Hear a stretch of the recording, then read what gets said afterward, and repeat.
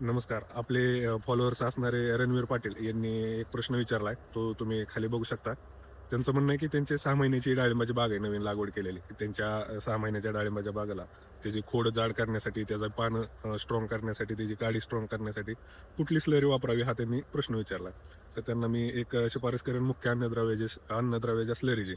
ती स्लरी तुम्ही शेवटपर्यंत व्हिडिओ पहा. खूप छान स्लरी आहे. त्या स्लरीमध्ये तुम्ही मुख्य अन्नद्रव्याच्या स्लरीमध्ये तुम्ही 10 लिटर गोमूत्र घेऊ शकता.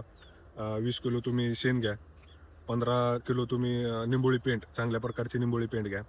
15 किलो तुम्ही 10-26-26 किंवा 9-24-24 हे खत घेऊ शकता.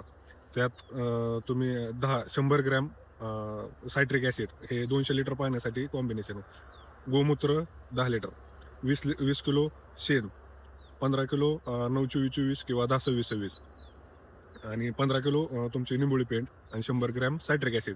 हे असं कॉम्बिनेशन 200 लिटरसाठी वापरायचे आणि हे तुम्ही 4, 5, 6 दिवसापर्यंत मिक्स करू शकता. दिवसातून 2 वेळा हलवायचं आहे ते. दिवसातून 2 वेळा हलवायचं आहे, सावलीला ठेवायचे आणि तुम्ही महिन्यातून 2 वेळा ही मुख्य अन्नद्रव्याची स्लरी देऊ शकता. याचा तुम्हाला चांगला रिझल्ट भेटेल. ही तुम्ही लावल्यापासून ते बहार धरेपर्यंत स्लरी वापरू शकता.